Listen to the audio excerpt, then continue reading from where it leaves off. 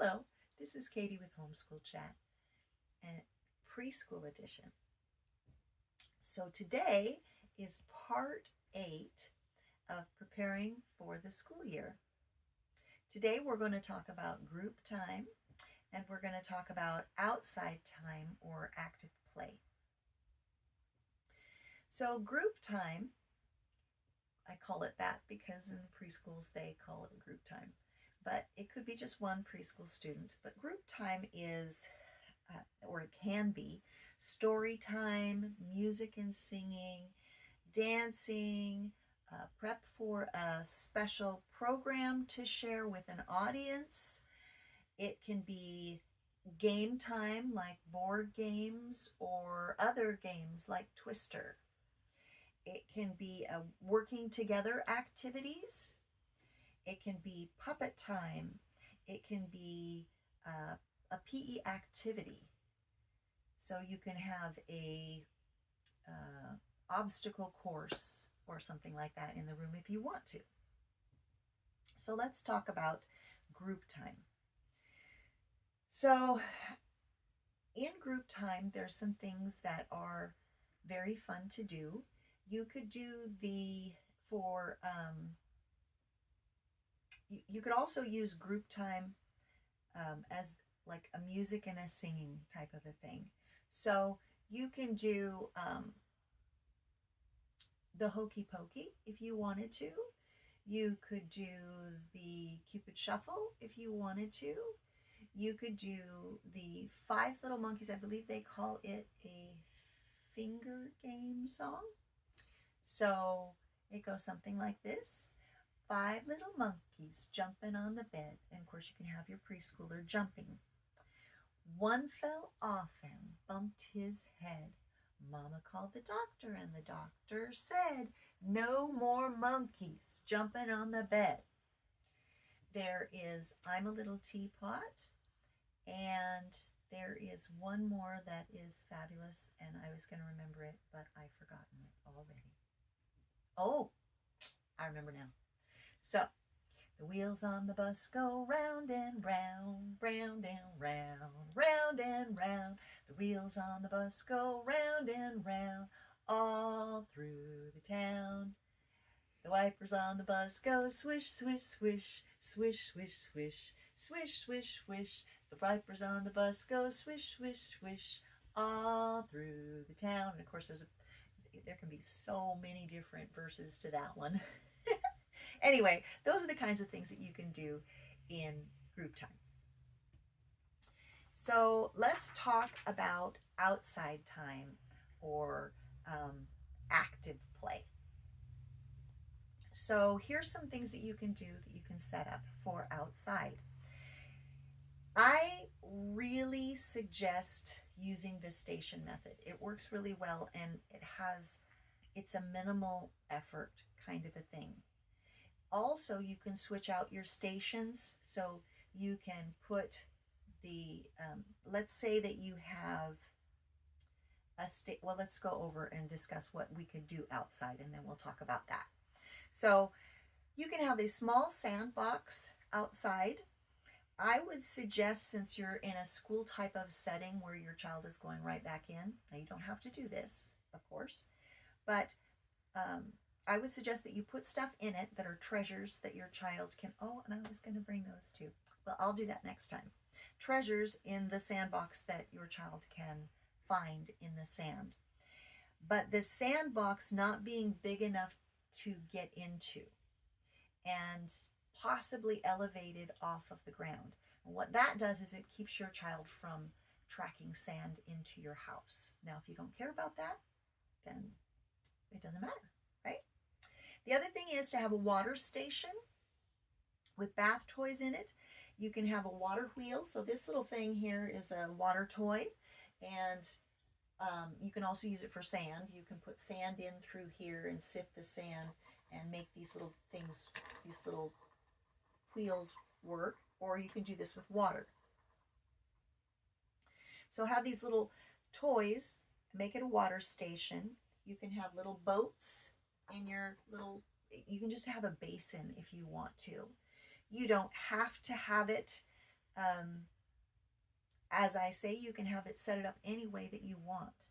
If you really like this idea and you live in an apartment and you don't really have access to outside unless you go to a park, you might want to set up a water station in your bathtub. I don't know.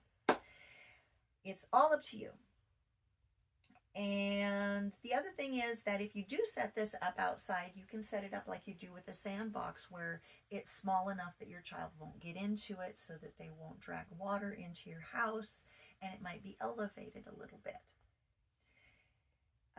I also suggest a climbing set, some sort of a jungle gym, helps them to develop their muscles. A carpenter center set station, and that of course needs to be supervised. I was skeptical of this until one of my children was in a co-op preschool, and they had a carpenter station.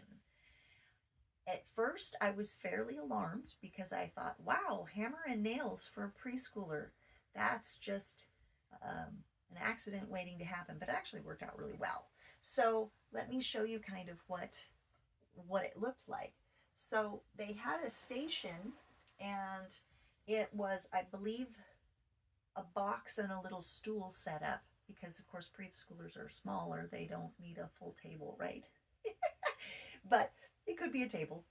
And there's these blocks of wood that they set on this table, along with some nails and a small hammer, not a big one, but a small hammer. They, I think, had other tools set up that the child could do other things with the tools. But what my child chose to do was the hammer and the nails, of course. So she would just take a piece and the nail, and I actually would hold the nail in the beginning, but by the end of the year, she would do the whole thing by herself. They're not strong enough to really give the whole thing a big whack. Now, maybe boys are different, I don't know, but she just kind of tapped it until it stuck in there, and voila, that was her carpenter project. And as the year progressed, she got better at putting the nail in, and then she would hammer like 2 or 3 or 4 pieces together, and that was her piece of art that she got to bring home. Also, having a block set outside is really fun. If you live out in the country and you have, these are basically just bits from carpenter projects that my husband has had, and they're wonderful building blocks. So you can set that up outside. Let's see. Swing set, that's excellent thing to be doing. And you can set Matchbox cars, Hot Wheels cars. You can set those outside, and you can put them in the sandbox if you want to. At the preschool that my child was at, they did not. They just had a box of Matchbox cars, and I think they had some sort of a little track for it or something like that. Let's see, an obstacle course. You can set up an obstacle course outside in your backyard. You can put things for your child to jump over, even a hose, along with maybe a ball that they're supposed to throw through the hula hoop or whatever. You can set up an obstacle course outside that will help your child to maintain physical fitness, as well as help them with their coordination. In the wintertime, you can go outside and you can build a snowman. Now, you're asking me, I'm sure in your head, how in the world am I supposed to build a snowman with my preschooler in 10 minutes? Well, it doesn't take very long to build a snowball. And you can stack 3 snowballs up, and it makes a perfect little snowman. The only thing is finding all of the little accessories for your snowman, like the eyes and the nose and the mouth and the buttons. And all you have to do is, sometime during the year before the snow flies or before you go out, you need to collect a little oh, maybe a sandwich bag full of things that you can already put into the snowman. So you could even just raid your vegetable crisper and have like a celery nose or a carrot nose, whatever you want to do. And what we ended up doing, we actually made a kit like that because we kept trying to find the right size rocks and we couldn't find a rock and couldn't find the right size rock. No two rocks look like buttons, you know what I mean? There's a whole thing. So I actually ended up finding that the foam paper, I believe that's what it's called, it makes a wonderful avenue to make lips. You could probably do eyes if you really wanted to, or some other things. But what I would do is I would put paper clips. I would take the paper clips and kind of straighten them out a little bit, and then make like a little tack, I guess you'd say. And I'd put it in the foam paper so that the wire would stick in the snow. So that's really super fast. You get a snowman done literally in 10 minutes if you already have that little accessory pack. That is about all that I have for those two classes, I guess you would say, preschool classes.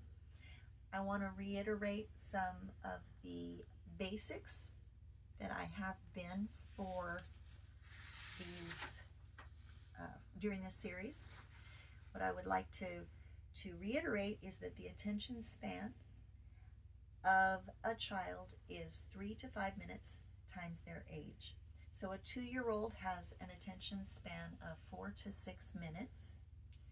A 3-year-old has an average, these are average attention span of 6 to 10 minutes. So your activities should be somewhere around 10 minutes. By the end of the school year, your child will have a bigger attention span. The basic plan for your preschool day should look like this: 2.5 to 3 hour class day, 10-minute-ish activities depending upon what it is, what's needed. Your goal is to get whatever curriculum you need to have done by the end of the year. So if you're using a workbook, you'll want to complete your workbook by the end of the year. So you have basically your yearly plan, right? You want a snack, you want workbook time, you want art and writing time, you want story time, music time, outside play time, and inside play time that is a learning time. So I want to thank you so much for joining me at Homeschool Chat with Katie. Have a blessed day. Bye-bye.